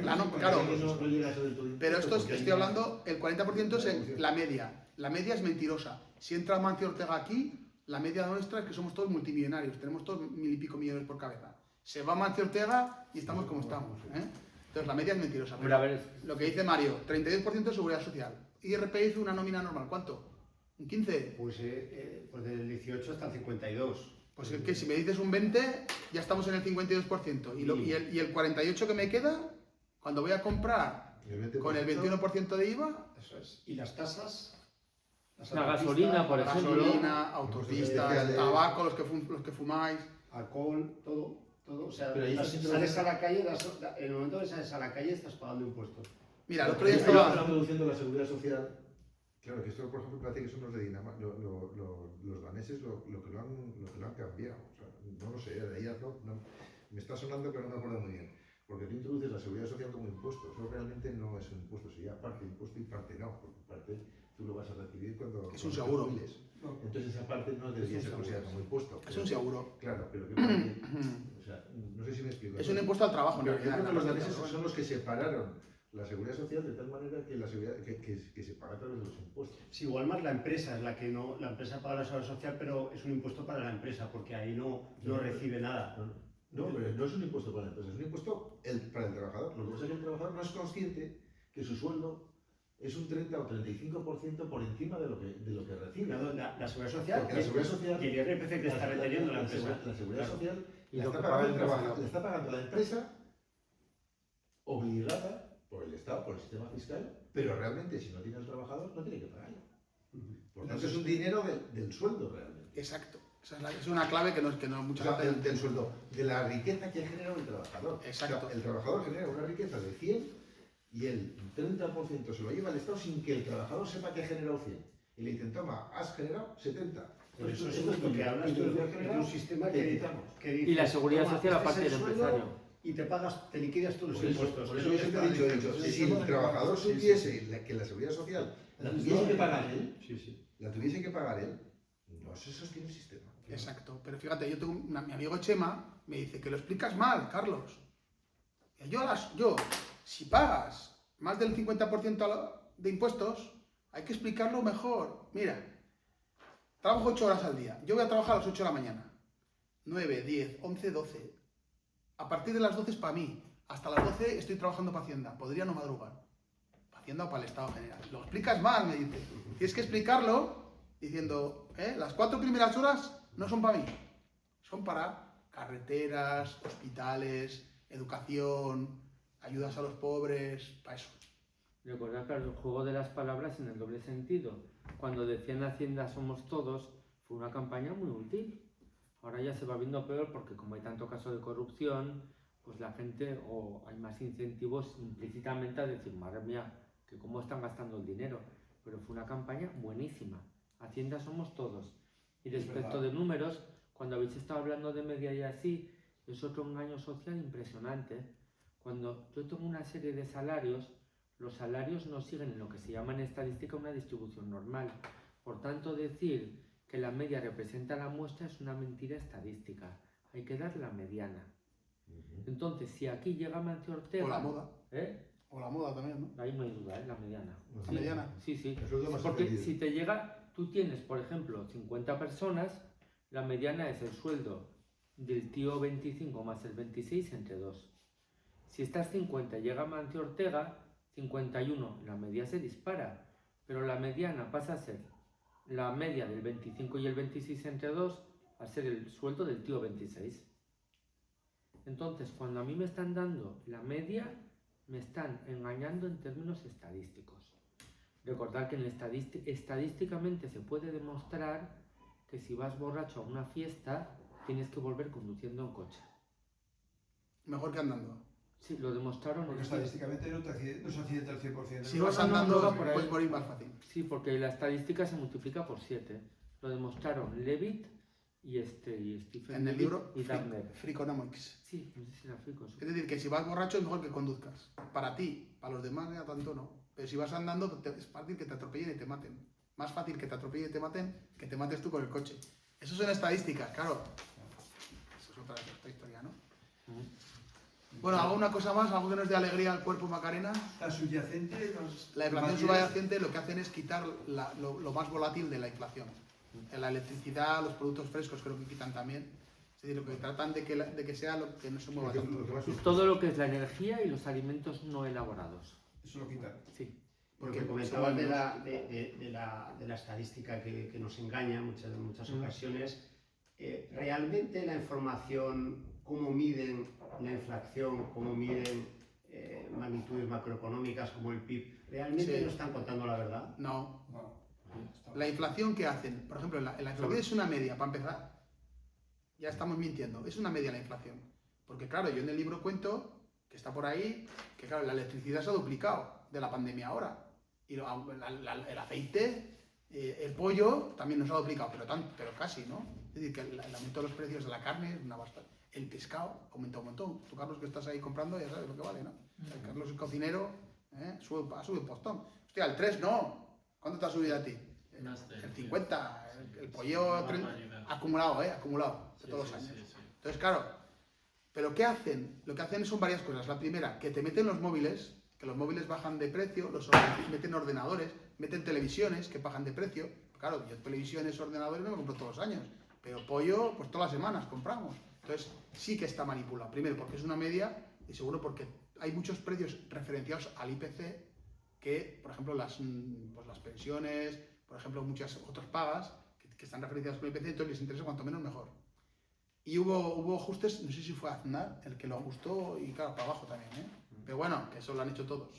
Intentan que cuanto más bajo, mejor. Una cosa que se explica también muy bien es que, claro, parte de la inflación es la reduflación, ¿no? Ah, sí. Pagas lo mismo pero te dan menos cantidad, o pagan lo mismo pero te dan menos calidad.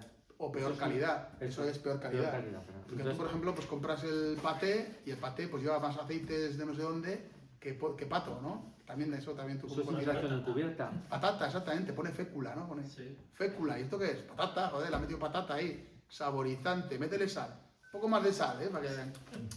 Una de Carlos, la inflación y la inflación de costes, yo creo que no es solo monetaria, no sé.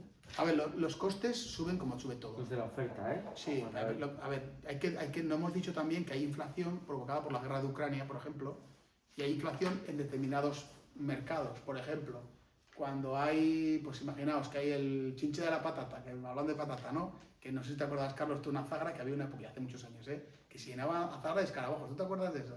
Cuando éramos críos, se llenaba, porque claro, Padre agricultor.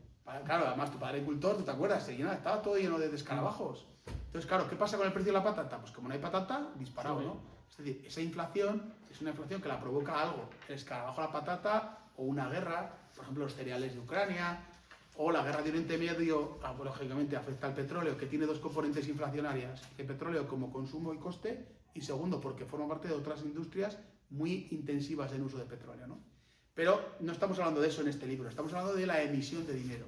Es decir, que se emite, se amplía la oferta de dinero más de la necesaria.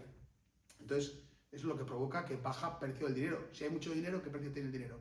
Por cierto, no lo he dicho, el precio del dinero es el tipo de interés.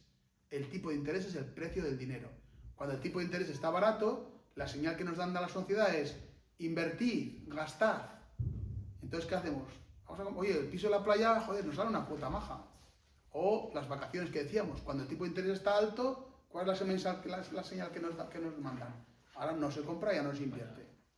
Y una cosa que me dejó, ahora que me acuerdo de la pandemia, que hemos hablado de que estaba la inflación en más del 10%, cuando subió al 10%, ¿qué hizo el Banco Central Europeo y el americano? Hicieron la subida de tipos de interés más alta y más rápida de la historia. La mayor subida de tipos de interés en menos tiempo. La subida de tipos de interés provocó la caída del Credit Suisse y del Silicon Valley Bank. ¿Por qué caen estos bancos con esa subida de tipos? Porque tenían inversiones de mala calidad. Si está el tipo de interés al 5%, que casi llegaron, creo que fue al 4 con algo, no sé si llegó al 5, pero si está al 4 con algo por ciento, y yo en los años de tipos de interés bajos he hecho inversiones al 1%, al 2%, y el coste del dinero está en el 4 o el 5, tengo que dotar provisiones, es decir, ojo que tengo pérdidas, porque esto es más caro de lo que tengo invertido. Y claro, como tenía mucha basura, ¿qué provocó esas dotaciones de pérdidas, y las pérdidas, ¡pum!, abajo los dos bancos. Es decir, que vemos cómo la manipulación del dinero fue excesiva con la inflación y luego cuando recortaron el dinero le hicieron a toda leche, provocando pues eso, y menos lo que se paró ahí, ¿no? Porque al final podía haber ido más la cosa, ¿no? Entonces, ¿qué les recomendarías en la vida cotidiana? Ahorrar Pues- o endeudarnos. Bueno, yo el tema del ahorro obviamente pues no en moneda inflacionaria, la clave está en la deuda en activo real, deuda en moneda inflacionaria, que la trituradora funciona al 3%, una inflación al 3%, aunque ya hemos dicho que la real es superior, la inflación real es superior, ¿no? Entonces, ¿qué tenemos que hacer? Invertir en algo que nos dé una rentabilidad que nos meta el dinero en el bolsillo, es decir, que sea superior al coste de la inflación y hacerlo endeudados. Pero lógicamente eso no está en este libro. Para eso tenéis que comprar el siguiente libro, que será ¿Cómo invertir, amiguitos? Ahora cuenta de estajo. Una pregunta, has hablado de los equilibrios de las monedas, pero para ti, en este momento tan extraño que hay a nivel global, con los BRICS, hablando y dando pasos muy importantes para hacer todas sus transacciones internacionales en otra moneda, Sí, no se el atreven yuan, a ¿no? hablar del yuan, por lo que has dicho, tiene sus problemas, pero están plantándole cara a Estados Unidos en ese sentido, que eso está provocando otros movimientos Sí. que no vienen al caso, a lo que voy. Ese juego internacional y esos movimientos internacionales, mirándolos un poco el ombligo desde Europa, ¿nos benefician por nuestra moneda euro propia o a la larga nos arruinarán más? A ver, primero, lo de los BRICS y el yuan ha quedado claro que nadie va a comprar yuan porque manda prácticamente una persona, ¿no? Que es el presidente de ¿cómo se llama? Este Partido Comunista Chino, que de, oye, de 7 nada, 3. Y si les da por apoyarse en el euro para sus transacciones internacionales, nos beneficiaría, nos ayudaría, nos vamos a pensar, algo. si hay más demanda de euros, el euro se va a apreciar. Si hay más demanda de patata, la patata se va a apreciar, el tipo va a valer más, ¿no? Si hay más demanda de euros, el euro se va a apreciar. ¿Qué ventajas tiene una moneda que se aprecia? Pues mira, pues todo lo que está en euros sube, con lo cual Europa valdría más. Pero claro, también lo que compramos, si compramos petróleo, sale más barato. Hostia, pues ni tan mal, ¿no? O sea que puede haber una ventaja por ahí. No lo veo. Lo que sí que hay que ver, y es un dato interesante, que no está en el libro, pero en la siguiente edición habrá que meterlo, es el grave error, hablando del tema financiero mundial, de Donald Trump en la guerra de Irán. Por supuesto, la parte humanitaria primero, pero la segunda parte, como economistas que somos, que al final somos unos mercachifles y solo hablamos de dinero. Javier, mercachifle. Eres un mercachifle, Javier. Mercachifles son aquellos que ya sabes, que no piensan más que en los dineros, ¿eh? Bueno, pues mercachifles. ¿Qué pasa con Trump? Claro, el acuerdo del petrodólar, que fue Kissinger el que dijo: qué listos que son. Nosotros os damos seguridad. Estados Unidos responderá a cualquier ataque a todos los países del Oriente Medio que producís petróleo. Con una condición. Una condición solo os ponemos: que todas las transacciones se hagan en dólar. ¿Eso que provocó? Que tienes una máquina en casa que todo el mundo te demanda dólares, como decíamos antes del euro. ¿Qué te cuesta hacer eso? Ya ni siquiera hay que sacar papel. Ya no hace falta ni papel, porque el papel es menos del 10%. El 90% son transacciones en números en los ordenadores. Claro, ese supernegocio bestial en el producto más importante del mundo mundial, que es el petróleo, que además lo pagaban en dólar, una maravilla. ¿Qué hace Trump? Claro, se mete con Irán, y ¿qué hacen los iraníes? Sueltan misiles a todos los países alrededor. Y no hace falta, que ha habido muertos, obviamente, y en paz descansen. Sí, aparte del humano. Pero la cuestión es que soltando petardos por todos los lados provoca un peligro gravísimo para los Estados Unidos, porque, oye, perdona, en los años 70 dijiste que nos ibas a defender. ¿Dónde está tu defensa 56 años o 50 y tantos años después? No nos estás defendiendo. ¿Por qué vamos a seguir utilizando el dólar? ¿Sí o no? Esto no se ha dado porque Estados Unidos ha mandado al petrolero, no sé qué, pero claro, ostras, cuidadín, que decía aquel. Porque claro... Y si Europa no estuviera tan vendida a los intereses anglosajones, ¿no nos iría bien, hablando también con ese otro lado del mundo de los BRICS? A ver, cada vez hay más que dicen que hay que hablar igual con Rusia. Dijeron que la decisión de asaltar Venezuela y secuestrar a Maduro la tomaron precipitadamente en enero en Reyes, pero que fue porque ya tenían firmado o palabrado la compra del petróleo, las transacciones venezolanas en euros. Bueno, no lo sé. No es lo suficientemente inteligente Europa como para entrar en ese juego y beneficiarse. A ver, el problema de irse con los BRICS es que Estados Unidos no son tontos. Y ya, por ejemplo, España ya la han amenazado por irse con China. Sí. Entonces, al final, ¿qué creo que debes hacer? Pues hombre, todo se sabe, ¿no? O sea, al final nosotros, ¿con quién queremos estar? En el lado bueno de la historia, que dice el presidente del gobierno, ¿no? Estamos en el lado bueno, estamos con los aliados buenos. ¿Sí o no? No sé, ¿qué opinas? El lado bueno es a ver, yo creo que Europa... Depende de quién gane. Putin es un dictador, de acuerdo. Pero a Europa le interesan los recursos naturales baratos, de cerca, que nos brinda Rusia. Es que tienen que llegar a un... ¿Por qué es el enemigo? En plan subjetivo. Yo creo que ya es geopolítica. Eso es geopolítica que... Nosotros pero Europa hay quien piensa que está provocado y quien piensa que es Putin. Europa es como en el siglo de oro español. Es como contaba aquel, que era el escritor aquel que algunos sabéis vosotros que tenéis letras. Aquel que decía que salía de casa y se echaba unas miguillas de pan manchadas para mancharse de migas. ¿Quién era? Sí. Salía de casa con unas migas aquí de pan. Para que pareciera pues Europa es eso. Los españoles en el Para que pareciera lo que... Para que parecía que había merendado. No había comido nada, cogía unas migas, manchaba de migas. Salían con el palillo en la boca como si hubiesen comido. Pues Europa es eso. Europa no es nada. Apariencia. Es apariencia, y Europa es decadente. O sea, y además estamos, no solamente económicamente, sino además tecnológicamente, aún tenemos otro drama peor que lo he escrito algún día en el periódico. Es que tenemos empresas tecnológicas muy buenas que lo que hacen es, se trasplantan de aquí, se van a Estados Unidos a plantarse allá y crecen allá, porque en Europa no se puede crecer. Tenemos grandes tecnólogos, tenemos gente buena, en cuanto suele bien, No es conocimiento. para allá. Y, aparte Y allá sí crecen. No, Ah. tenemos los desincentivos que decíamos antes. Es Claro. que está una Ahora economía está- desincentivada. Si antes hablabas de Kissinger, me acuerdo que Kissinger cuando hablaba de Europa decía, tengo que hablar con Europa, ¿qué teléfono llamo? ¿A quién llamo? Ahora Sí, estará sí. claro von der Leyen. Se reía en Europa, sí, sus sí. favores. Luego, claro, respecto de China, hablamos del lenguaje y Xi Jinping tiene dos mecanismos alucinantes para mostrar más poder que a mí me dejan absolutamente asombrado. Uno, nunca da ruedas de prensa, sí, y nunca responde ni a periodistas Entrevistas ni hace cero. debates. Cero. Nadie lo conoce de Eso cerca. hace que la gente lo tenga totalmente mitificado. Y ahora, sobre todo a nivel de Europa, en Estados Unidos ya no sé tanto, pero no tienes gente con la visión de Kissinger. Kissinger decía que solo había dos países en el mundo con visión a largo plazo. ¿Qué países son? China. China. ¿Y el segundo? Está de visita por aquí. El Vaticano. Ah, el Vaticano.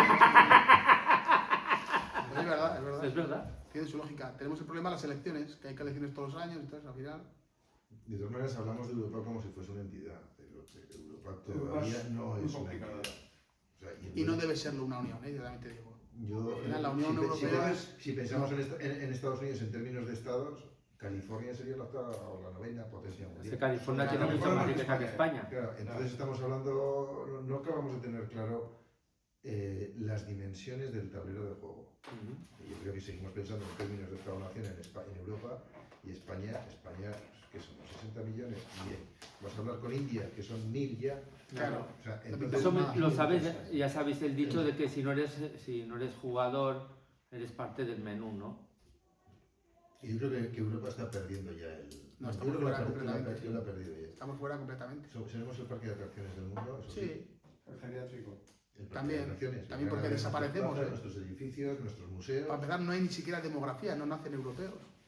Somos en pocos años, y ahí el demógrafo Jesús Javier Sí, Sánchez Baricarte, que le todo el mundo conoces, se conoce, sí. De pues todas maneras dicen que, claro, la gran duda es la tecnología es fácilmente imitable.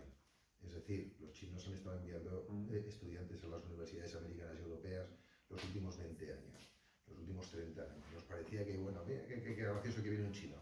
Bueno, pues ahora vemos el resultado. Ya empiezan a tener tecnología propia, ya empiezan a desarrollar y a hacer investigación propia porque nos han estado, de alguna manera, absorbiendo claro, nuestros Y son conocimientos. muchos. Pero a ver, fijaos, Pero lo que no han logrado todavía, o yo creo que todavía no están logrando, es la mentalidad organizativa, o sea, la forma de trabajar las distintas organizaciones. yo ya sé que lo ignoro. Entonces, yo no sé hasta qué punto eso va a poder No. ser un hecho diferencial, que sea una ventaja competitiva o no. Es decir, No lo puedo. el gran reto de la humanidad fue, en principio, la cooperación entre individuos. El segundo reto, al que nos encontramos ahora, en fin, entre comillas, es la cooperación entre distintas organizaciones. Es decir, el tema de competir se está quedando obsoleto.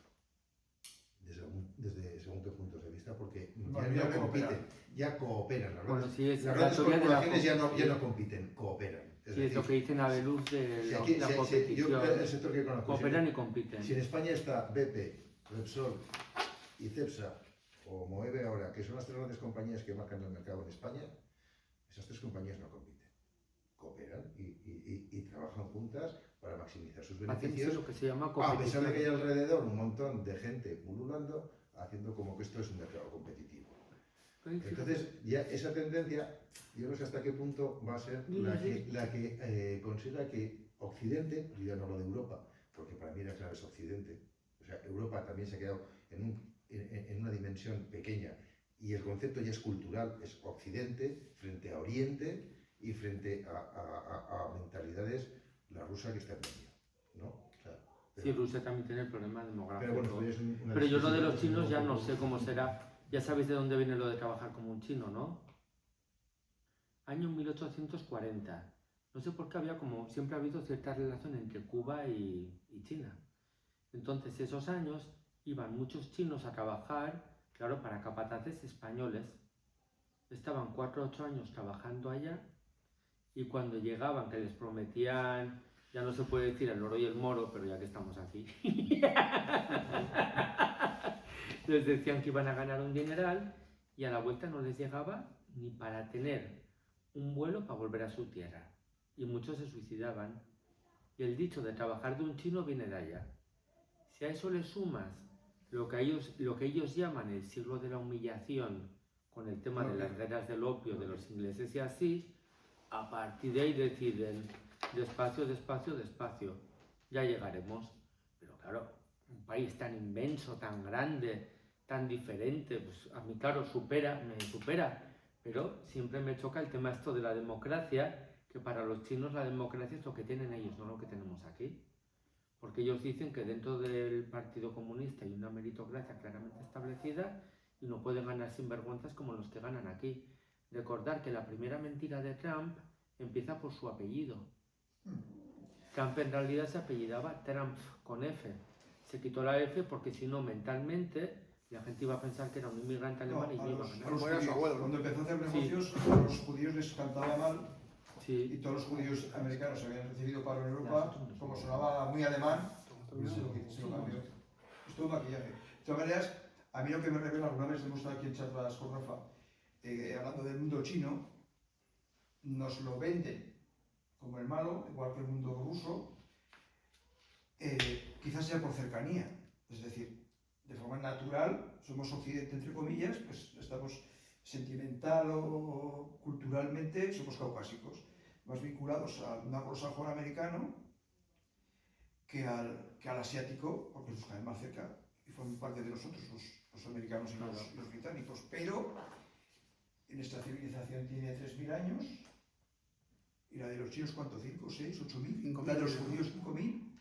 Entonces, yo creo que nos falta un poco de humildad, bueno, un poco bastante de humildad, porque es que la diferencia de un chino y un ruso, que podría considerarse un europeo, es que el ruso europeo te conquista y pone su bandera, y el chino viene humildemente y te pone un bazar. O nos ha atendido el bar antes.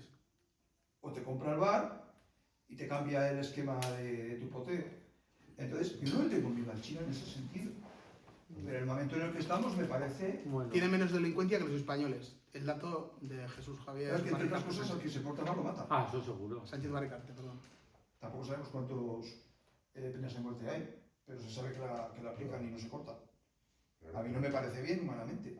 Pero claro, su esquema... Por eso voy que es cultural. Que no estamos hablando ya de países, estamos hablando de culturas, Claro. en el sentido amplio de nuestra cultura, y ya no ni anglosajona, alemana, española, europea, latina, mediterránea, no, o sea, es la cultura occidental, es la que tiene una pugna con la cultura oriental, con un predominio de China, que no es homogénea, porque eso también es otro mundo. La China nos tendría que invadir y exterminarnos. Con lo que le ha hecho Europa a China, las guerras del opio, robarle Taiwán, tanto con Taiwán, si Taiwán ha sido China siempre. Taiwán no, la República China, vamos a hablar como usted. La única república china de verdad es Taiwán. Tienes República Que Popular llegaron China y República los China. occidentales, llamados occidentales, caucásicos europeos, y se la quitaron. Lo que tendrían que hacer, como los hemos tratado, Bueno, era vamos a ir... invadirnos y destruirnos. Ahora, llevan 5.000 bueno, años haciendo vamos lo a ir mismo. terminando ya un poco y ahora ya podemos hablar tranquilamente. Eso Creo es. que ha quedado claro, yo de marcar que aparte del tema de la inflación por el que roban los estados, nunca es importante decirlo, que antes, cuando las economías iban bien, los gobiernos ahorraban y claro, y cuando iban mal gastaban. Era la manera de estar en equilibrio, ¿no? Ahora gastan siempre porque eso les va a suponer votos. Entonces, cuando la gente no mide lo que gastan, pues se queda olvidado, ¿no? Pero es que el gobierno español gasta en intereses de deuda, ¿sabéis cuánto gasta? Unos 40.000 millones de euros. Todo, fijaos lo que se podía hacer con 40.000 millones. Estoy aquí todo el rato marcando y total que no va. Pero bueno, fijaos entonces cómo funciona, ¿no?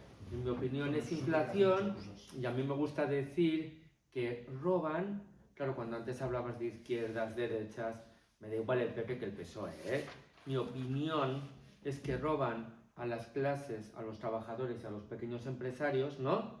Para dar, que está muy bien dar ayudas, ¿no? Solo faltaba, pero todos estamos de acuerdo en que quizás deberían controlarse un poco más Y sobre todo dan mucho dinero a los ricos y a intereses de deuda pública, que son los que compran esa deuda. Es decir, un chaval de 30 años ahora no puede emitir en bonos de deuda pública. Uno que a lo mejor tenga por ahí inversiones, sí. Entonces, esa tesis es personal, tendrá que acabar la de Carlos, que lo hace mucho mejor que yo, pero mi tesis es que roban a los penúltimos para dar a los últimos y a los primeros. Pues esa es buena. Sí. Sí. Pero bueno, ya para terminar... Ya para terminar, que Carlos, si que Carlos nos diga por qué hay que leer el libro, ¿no? Bueno, ¿O qué? Bueno, leerlo si quieren, que lo compren, luego ya lean, si lo quieren leer, Hemos venido a hablar. si lo quieren leer, que lo lean, no lo regalan. Mira, Podéis comprarlo y hay papeleras ahí. eso, bueno, lo que quieran. No, además es dinero inflacionario, o sea que tampoco vais a gastar tanto. Comiendo hoy, hemos estado comiendo hoy y hemos empezado a hablar y ha habido un momento que en nuestra mesa, que estamos los cuatro comiendo, se ha puesto una nube ahí negra y digo yo, esto hay que escampar, que hay que escampar esto. Entonces hemos confirmado y hemos dicho, Mariano, apunta a 3 cosas y ya vale de quejarnos y de negatividades. Y hemos llegado a un consenso, que Mariano se lo ha apuntado ahí y yo lo voy a decir ahora para que conste del vídeo, que lo primero de todo, salud. ¿De acuerdo? Bien, salud. Segundo, buen humor. Buen humor, perfecto. Tercero, disfrute. Disfrute de la comida, de los amigos, del buen tiempo, de lo que sea. Porque al final no podemos caer en ser unos mercachifles y estar bien, ¿qué? Nos roban, nos gatos. A ver, obviamente tampoco vamos a ser unos Hare Krishna de esos, ¿no? Pero los Hare Krishna estos son, que supuestamente se lo pasan bien, pero es una secta bastante peligrosa. Es decir, repito y termino con esto. 1, salud. Bien. 2, buen humor. Venga. Y 3, disfrute. Y con eso vamos a acabar. Muchas gracias por venir a acompañarnos hoy aquí a mi librico, que es como un bautizo, y me hace mucha ilusión venir a Tudela, y amenazo que pronto con el 7º libro.